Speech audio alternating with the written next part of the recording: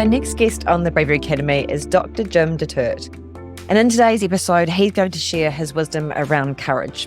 His book, Choosing Courage, helps people learn around how you can speak truth to power. His wisdom and stories are a powerful way of learning when to choose courage, what we can do, and how we can take control in all aspects of our life.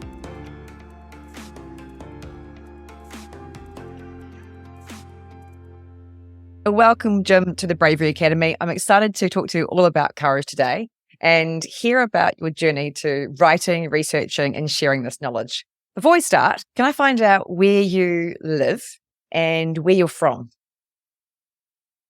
Sure. I live in Charlottesville, Virginia, which is sort of center of Virginia. It's where the University of Virginia is. Been here about 7 years.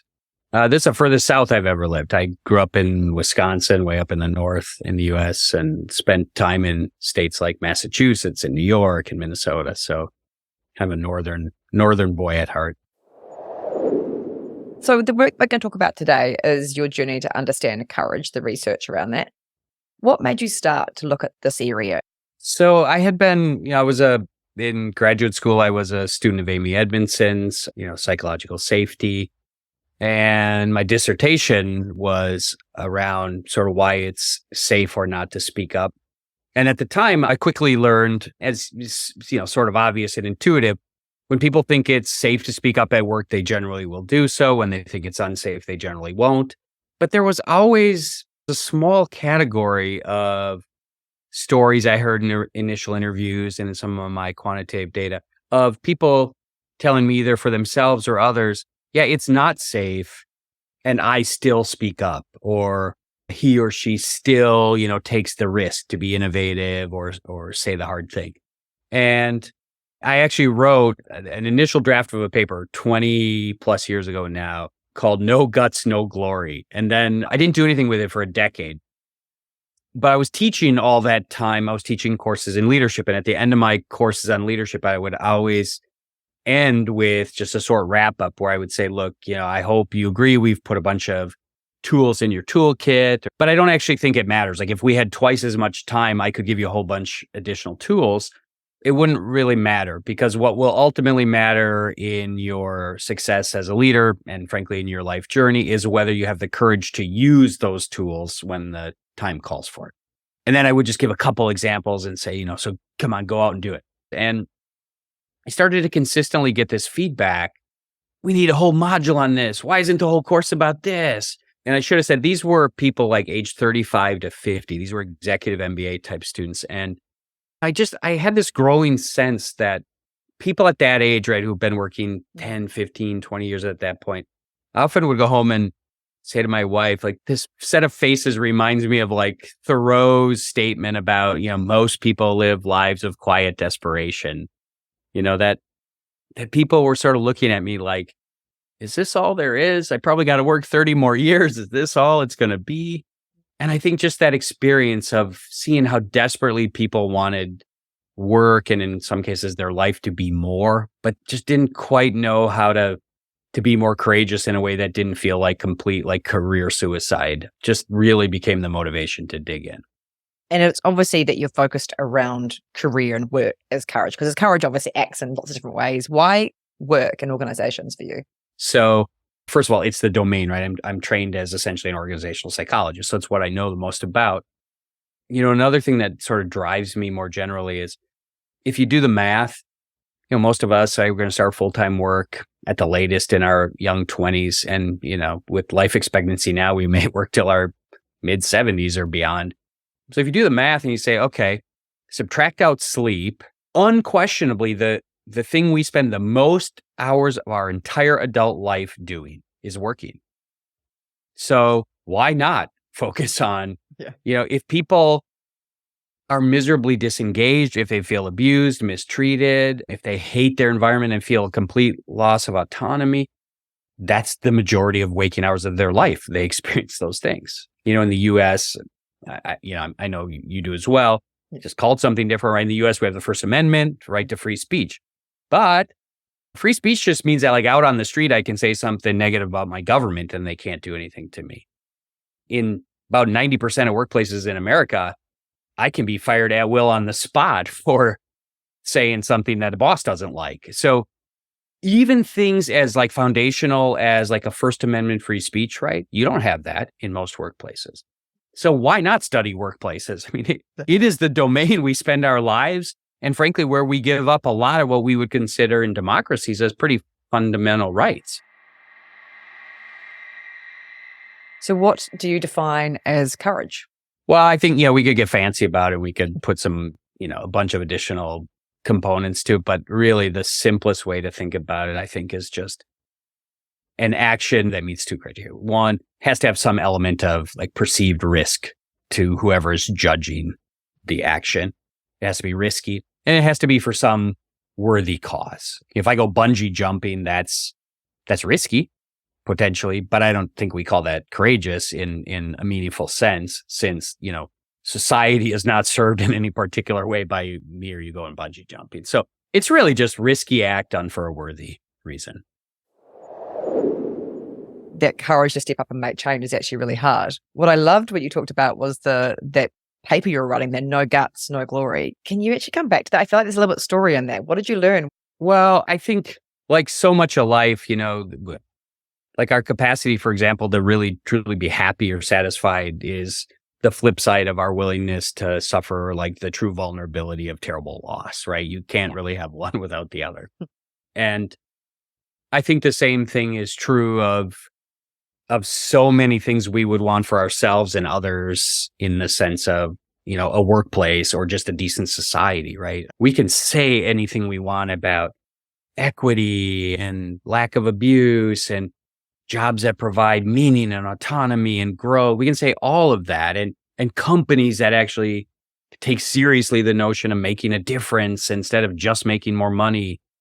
But none of that's actually going to happen if we're not willing to stick our neck out and take some risk. And so I really do think it's a big following. Frankly, it's a big problem in all of society that it's very easy to espouse all sorts of things, and it's very hard to then do the work it would take to get there. It's also like I work with folks on, for example, building courage ladders and then taking steps one, at a time. And it's very much based on concepts that very, very well, desensitization concepts from the psychotherapy literature. And I can tell you from, having done this with thousands and thousands of folks, you ask people in the context like of a business school degree program or an executive education program in a company, build a courage ladder. It's clearly that context is business. Yeah. Half of the items people put on their courage ladders are, I'm going to finally have that conversation with my mom or my dad or my sibling I've been estranged from. Because, right, it turns out that if you can't manage your physiological reactions well, if you can't figure out ways to sort of tame that inner dialogue that's saying all the wrong stuff to you, all the stuff that cognitive behavioral therapy deals with, and if you don't have any sort of interpersonal communication toolkit, you're not going to be some genius at interpersonal conversations in your personal life, but just stink at it at work, or vice versa, right? So the stuff I'm interested in, I'm very, very clear. I don't care what domain you practice in, just practice. I love that. I love the fact that you're coming back to the regulation of self in so many different ways. And if you don't do that, the flow in is you're not going to have the connections, the vulnerability, and like you said, the courage to move forward and things. That's right. So what stops people from being courageous? Well, I mean, if we talk about sort of kinds of risk, if you say to people, well, you've said XYZ is important to you, but you don't want to do it. Why? You'll generally get stories that have one or more of four kinds of fear or risk. There's the physical, right? In some contexts in particular, I mean, yeah, I could actually get physically harmed. In most work contexts, it's three other kinds of risks: economic or career or professional, right? At the extreme, I don't want to get fired, but way short of getting fired, I can get blackballed, I can get overlooked for promotion, I can sort of be given the worst work. There could be all sorts of professional consequences. There are social consequences.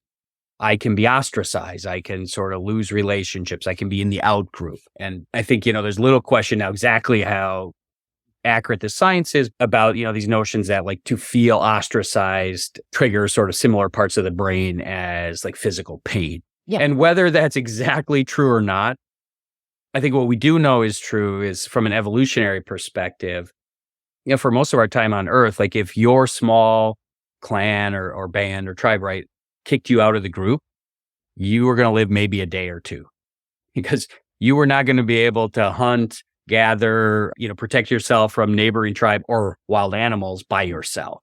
So it's actually not irrational at all. Even though physically we're not at that kind of risk anymore, it's not irrational at all that our brain would have adapted to care deeply about being ostracized. If you ask, for example, why don't peers confront each other at work? Right? They don't generally hold the key to like firing or holding people back, but they can ostracize you, right? And then there's psychological risks or fear. So, when you say like, why aren't people more innovative? Why don't they try to learn new skills? Why don't they try? A lot of that is frankly self-censoring in the sense of, I don't want to be embarrassed. I don't want to look stupid. I don't want to feel incompetent. So, you put it all together. Why don't people do it? They got all sorts of fears. And then I think you have to add to that the nature of the brain, again, for survival reasons, is that whatever the objective risks are, we tend to overestimate them. Why? Because it's more important that I think I see a snake and, jump 10 times and be wrong all 10 times and still alive than it is to one time not jump and be wrong and be dead. So whatever the actual risks along those dimensions are, we also are going to tend to probably think they're actually higher than they are. So when you've looked at the risks of speaking up, this is one thing I love because I've been listening to your book. So your Choosing Courage book has been really fascinating, bringing these stories through. So if anybody wants to listen to that or read it, then I highly encourage getting Jim's Choosing Courage book. But what I've loved in it is the very simple way that you outline speaking truth to power. So the element of when courage feels challenging is when that power imbalance is there and how that can block us. And therefore, how does courage sort of play out in the workplace in that power conflict? I guess I'm asking, how did you even discover that? Well, I think probably because I started in this domain of psychological safety. Like my first big research project that ended up being my dissertation was in a Fortune 50 company that had done, the typical annual employee survey with, 80 questions, 20 different domains. And one of the areas they had scored quite poorly on against, global high performing company norms was questions around, it's safe to speak up around here. It's safe to challenge traditional ways around here, questions like that.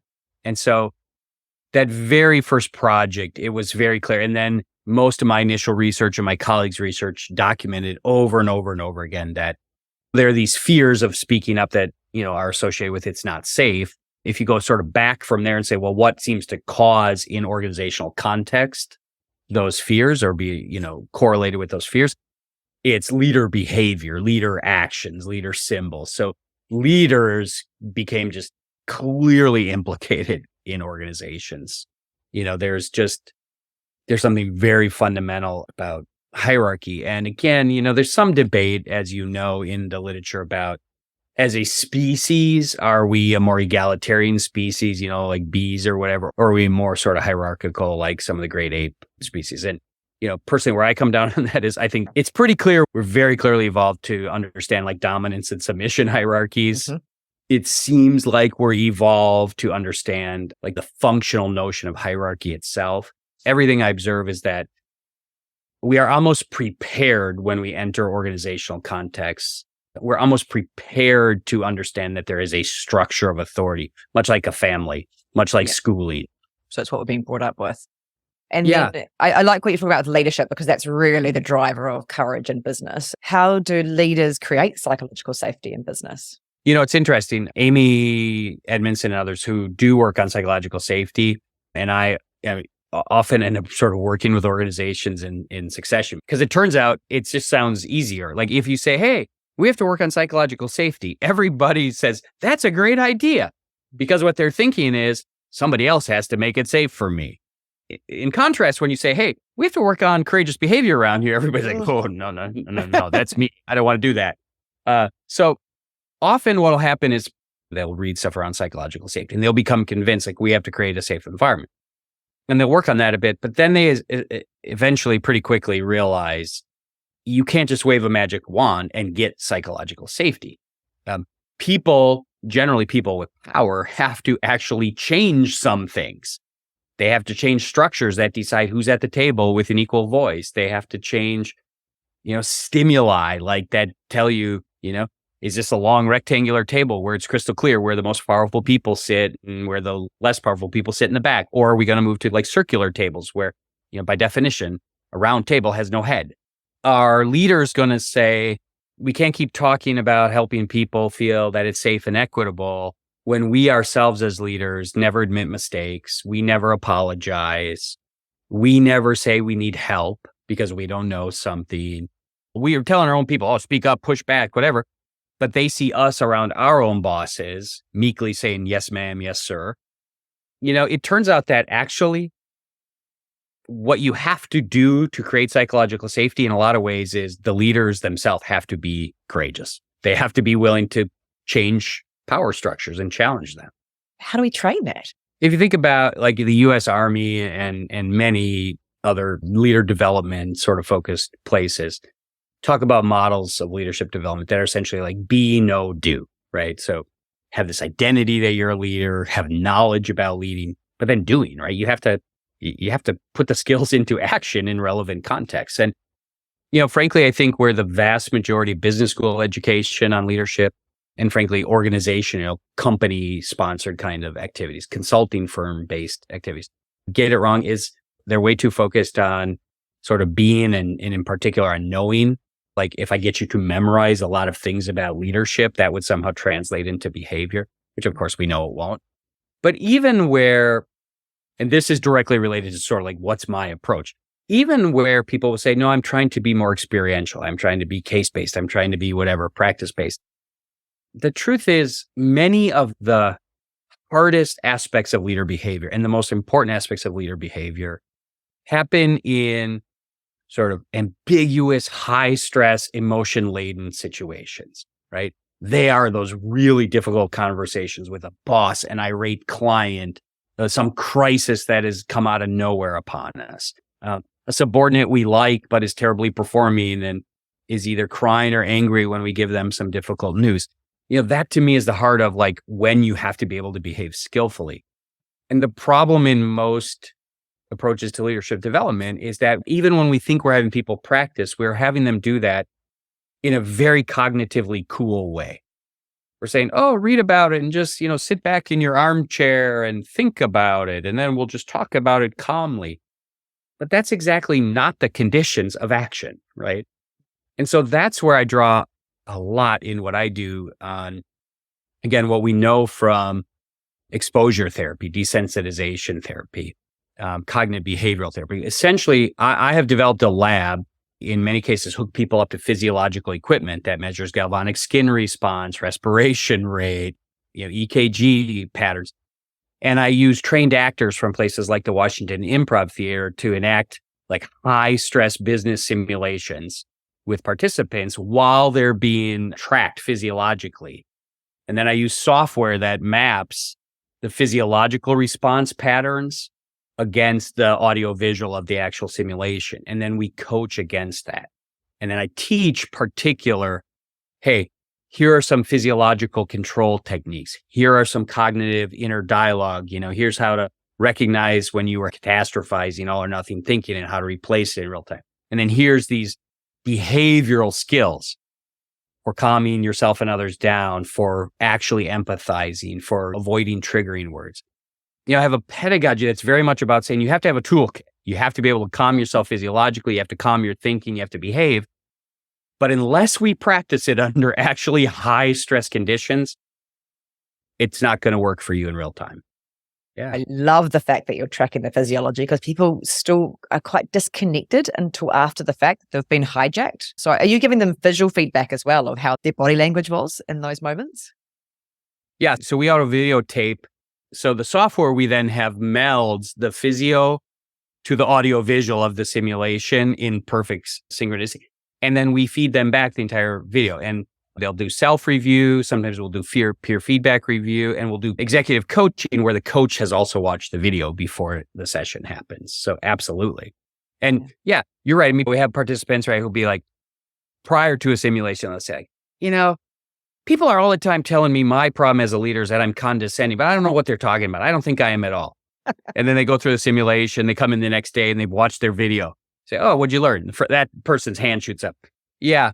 It was exactly 12 seconds in when they said something, the actor said something, and I rolled my eyes and I realized, oh my God, I'm totally condescending. And so I think you're right. I mean, people are detached from how they're showing up, and people are detached, frankly, from their emotions in many cases. If you teach in any context, you have this experience of somebody suddenly leans forward, their face is red, they almost pound the table, and their voice goes way up, right? And they, this is why. And then I'll calmly say, Emma, you seem upset. Yeah. And they say, no, I'm not. No, I'm fine. I'm not. And so, I mean, at the very beginning, one of the things I thought would be really interesting using all this technology was like if I taught them no skills or anything, literally just helping people break through their utter lack of connection between like their physiological response and what in their head they were experiencing. Because I think Joe Ledoux has it right. Like when he talks about the amygdala hijack, the HPA axis stuff, right? He calls that actually defense circuitry. Yep. He doesn't call that an emotional reaction. He says it's defense circuitry. It's just like all other animals. Yep. It happens immediately. There's no consciousness to it. It just happens. It prepares you for fight or flight. Your dog has that same thing. Your dog sees a huge bear or whatever. Your dog has a defense circuit reaction, just like you do. What your dog doesn't have that you have is the ability to say, I'm afraid or I'm angry, right? What dogs don't have is the executive functioning to label patterns of that reactivity. And what's clear in research is that you can get correlations between physiological symptoms of arousal and then like I was afraid or I was angry that are as low as like 0.1, essentially no overlap between unquestionable physical reactions, and then the perception, the reporting of those emotions. Is that so that that's that repression? So they don't sense that they are in that space? Because I love learning about the emotional regulation in the first place and suppression and the impact that it has on the nervous system and others in the room. We don't realize that when we're suppressing emotions, our blood pressure goes up and the other person's blood pressure goes up, just even though we're not even saying anything. So it's this missing language here. But that's fascinating from a point of repression where people, they don't realize that this is actually what's coming up, that the defense is actually to block that sensation. Well, or to mislabel all the time too. Yep. And I think this is one of the places where you see gender socialization effects, right? So, a man and a woman can experience the same stimulus, and the man, because it's culturally acceptable, the man will be raging and telling you how he's angry as all hell, blah, blah, blah, blah. Right. And then we'll tolerate that. And the woman will start crying and tell you how she's so afraid and blah, blah, blah. Same stimulus. But right, we've learned that certain labels for the same experience are even culturally more or less acceptable. And I think, what I hope we're finally moving toward is a breaking down of kind of the craziness of mislabeling based on all kinds of crazy socialization.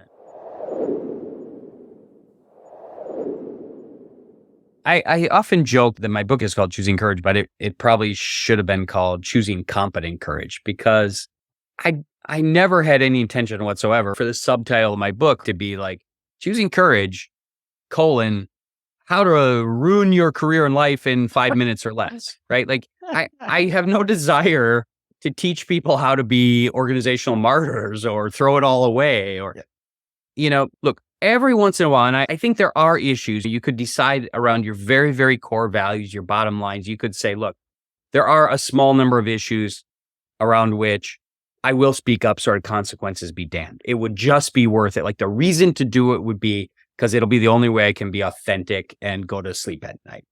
But the vast majority of the time, for the vast majority of people, we don't want to sort of risk it all just to speak up to address a problem or improve a situation. So what does that mean? It means it's not just about sort of being courageous, just about being willing to take a risk to do something. It's also about skills, right? You have to be competent. You have to learn how to do things sort of before those important moments. You have to learn how to do things skillfully in those moments. And you even have to learn how to do important things after. And, some of that is about vulnerability, but I think one of the things that if we just encourage people to be vulnerable, we would be setting them up actually in what I think is a problematic way. For example, if I just show up in a brand new organization and nobody actually knows yet that I'm competent also, like, hey, this guy can get things done. He can deliver tremendous value. If people don't know that about me and I show up and just right out of the gate, I start telling a story about when my mom died and I cry a lot and I tell them, like, I don't really know what I'm doing. I'm kind of terrified this is all going to blow up on us. That's not going to go well. Like vulnerability in the absence of evidence of competence is a big problem. Yeah. Vulnerability, like displayed really poorly, big problem.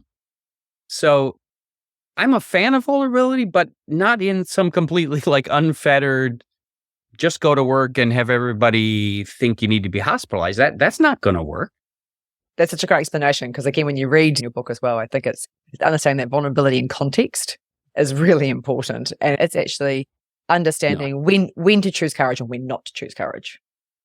Yeah, I mean, I have zero interest in war, military context, whatever. But I think this is a case where that's a really good use of that context is only like an absolutely ludicrous army, right, would essentially say, let's just storm the beaches of Normandy with no weapons, no strategy, no shot in hell of anybody surviving. Like, I don't think we'd call that courage. We'd call that some kind of stupidity, right? So why wouldn't the same be true in general in other domains? Yeah, we want people to take risks, but they should be prudent risks based on a reasonable calculation of what the situation is and how to do it better and how to be prepared. And that's much more interesting to me. So how do we encourage connection in the workplace and conversation in the workplace? How do we do that as an individual? Because we can't control everybody else. So how do we take those steps? Well, I think the starting point is actually the mindset of saying, like, you do what you can control, which is you. I know that one of the mistakes people make is when they think about like how to evaluate what's happened. They'll say, well, hey, Jim, I used all these tools. I took perspective. I inquired. I accepted their emotions and I was competently vulnerable, blah, blah, blah. And, in the end, they didn't listen or they just fought back and got defensive anyway, or they stormed out. So I guess it was a failure. And I said, no, I think you're totally wrong. That's the wrong criterion because what you're now doing is saying that success or failure is dependent fully on somebody else's behavior, the part you could never control. I say, look, for me, the measures at the end of the day, when you tried to, build connection or solve a problem or have a hard, conversation, the measure at the end of the day is, can you look yourself in the mirror and say, I'm proud of the way I behaved. I was compassionate. I was decent. I gave my side of the story and also gave them space for their side of the story. If you sort of, tick down that list of like what you were trying to do, if you did that as well as you could or pretty close, then you succeeded. But you have to give up this notion that you have full control of everybody else you work with or everybody in your personal life. I mean, you don't. And it's funny, we know that in some domains, although people struggle with it in all domains, right? I mean, it's easy when we're standing back rationally to say, if you have someone with some kind of substance or other addiction, ultimately, you could say all the right things as a form of intervention or effort support. But if that person isn't there, if they're not ready, you're not going to change them. You're not going to succeed, right? You can only control you. Flowing on from that, I guess I'd love to know what were the key things that these 20 plus years looking at courage has taught you? I think one of the important places to start are just sort of dispelling a couple myths that I think really get in the way. One is that people really walk around with sort of a myth, an incorrect belief that some part of like courage or courageous action is some innate capacity that some people have and others don't. As if it's some kind of personality trait. Like when you and I die, they're going to do an autopsy and they're going to find like some bigger lump of courage in you than me. First of all, I and others have looked high and low, right? If you go back to people who studied Germans, Poles, French, who sheltered Jews for years during the Holocaust, and they were deeply trying to understand like what differentiated the people who were willing to do that. Or in the Milgram shock experiments, what explained the smaller percentage of people who actually resisted the authority and said, no, I won't do that. And from those studies on up, the truth is we've had a very, very hard time finding some personality explanations for courageous behavior. The truth is there is no magic personality. And that sort of is related to, what is sort of a second myth, which is that somehow these are easy skills that just come. It's not true. We know that you don't become a world-class swimmer or pianist or anything else without thousands and thousands and thousands of hours of practice. So why would we think that in the domain of like being competently courageous and skilled, interpersonally, why would we think that's just innate as opposed to something you have to practice over and over and over and over? So, I think these myths, it's not a personality. It doesn't come easy without practice. I think sadly, I've learned that those myths lead to too many people letting themselves off the hook. Like, oh, I hope somebody else does it. It's easier for somebody else. And I always say to that, like, would you agree that courage is a really important virtue? It's a cardinal virtue. And everybody say, yeah, of course. I say, well, okay. Do you think kindness is a virtue? Yeah. Do you think kindness is the responsibility of only 10% of us 10% of the time? I say, no, of course not. Do you think moderation or prudence is a virtue? Yeah, of course. Do you think it's only responsibility for 10% of us to be moderate or prudent? No, of course not. If you start listing other virtues, we generally would accept most of us are supposed to try to do those things most of the time. But somehow we put courage in this other category, sort of all on its own. And we say, yeah, that's just sort of this thing that's optional for some people some of the time. And not to be depressing about it, but I think I do find it a little disheartening, having studied it for 20 years, how many people in otherwise free countries, right, like yours and mine, give up so much of their agency, right? Like, just don't, day in, day out, let things go by that they're not really okay with for others, or let their own life be suboptimal. And don't grab that and do something about it. If you say like, well, what drives me to keep going, that's it. It's that sense of like how sad, how tragic that people feel so impotent in so many areas of their life. But, like, as you well know with your background and experience, the good news is starting to see change isn't the massive mountain it appears to be at first, right? It turns out that, you can build a courage ladder. You can put a few important steps on there, some of which are not that scary or risky. You can learn a couple key skills or ideas, and you can take small steps. You can have that conversation you've been avoiding. You can try that new thing.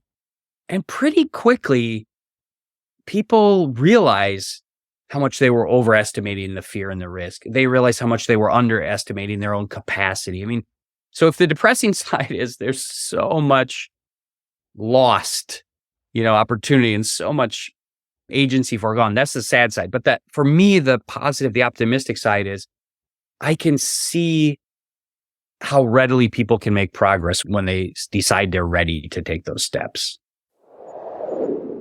I think so many areas of research too are now being kind of reshaped. As you know, for decades, we talked about stress as if it was only bad. It was just unambiguously like stress was a set of stimuli. Yep. And if we had stress in our life, it was going to kill us soon. Yep. And now, right, we say, well, actually, people can have very high levels of like objective stress, or like what a lot of people would call a lot of stress.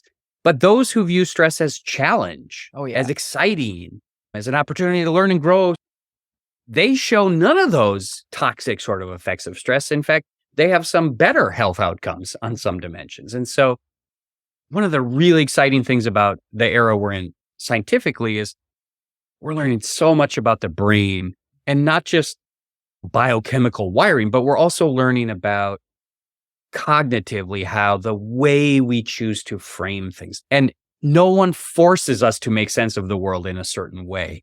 That itself is a misnomer, right? We decide.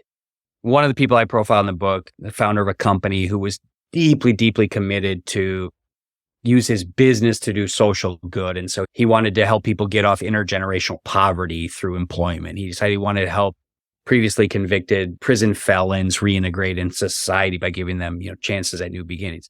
And the first few times he tried these programs, hiring folks from these communities, failed miserably. Like after short periods of time, none of the people hired were left. And everybody around him was saying like, oh, this is a failure. This is a disaster. And all he ever said was, what do you mean it's a failure? this is great data for learning. Now we know what didn't work. We can sort of hone what we're doing. And even the capacity to take what most of us would call failure and just reframe it as, this is just data for learning. Yeah, I learned that many years ago in my early career as a physiotherapist in New Zealand. We had this exceptional physio who was world class, but he's a New Zealander, Brian Mulligan. And I remember him saying that when he'd have someone come in, he was teaching us in my master's program, someone would come in and they'd be the next day after treatment and they'd come back worse. And he goes, isn't that great? We've learned something. We've just learned something. That doesn't work. Yeah. Right, let's try this. And it was just this, we have the ability to reframe it if we choose. We're just often so busy we don't pause to reframe. We do. And again, this goes to, let's say, the deficit in society. If you were surrounded by people who, when you started to say, oh, I feel like a failure, oh, this is a disaster, someone close to you immediately said, no, what an awesome opportunity to learn, right? If routinely those around us helped us reframe, well, we'd be in good shape. The challenge is we're actually surrounded by people who say, yeah, that sucks, life sucks, right? We have these sort of negative frames, and so many other people around us have the frames too. The counter narrative is not yet common enough. It's very, very hard to heal from prior wounds if you are continuing to subject yourself to new wounds. So for me, like really a core rule of life is no new wounds.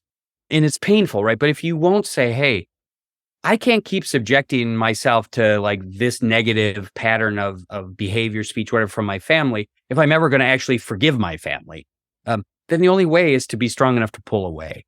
And that can be true in work context, it can be true in life, right? And that's hard. That feels like a whole nother risk you're asking people to take. But I don't actually believe in the theory that says if you have a deep wound or trauma, from childhood or whatever, I don't actually think you ever 100% get rid of it. I think you can learn through a lot of work to sort of minimize its negative influence on your daily life and shorten how long, when it does crop back up, it does harm. And I think of that in a physical kind of metaphor way. I say, like, imagine you had terrible knee injury playing sport as a kid. You could rehab that, and the vast majority of the time, it's just fine. But, maybe when it's really humid out, or maybe you do too much exercise of a certain type, well, yeah, that knee's going to act up again. And then you just sort of learn what to do to shorten the amount of time.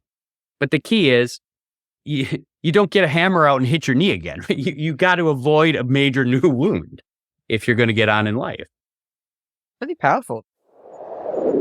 I've loved our time today, Jim. So I really want to thank you for your time and wisdom, the research you're doing. I love your book, and I'm really excited for others to learn more about this and to step into their life in a courageous way. I enjoy it. Thank you for everything you're doing. Thank you.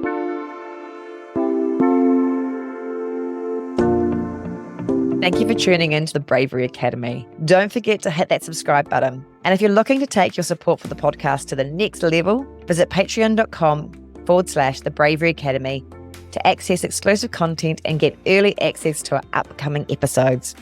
Your feedback means the world to us. So please take a moment to give us a 5-star review on Apple Podcasts.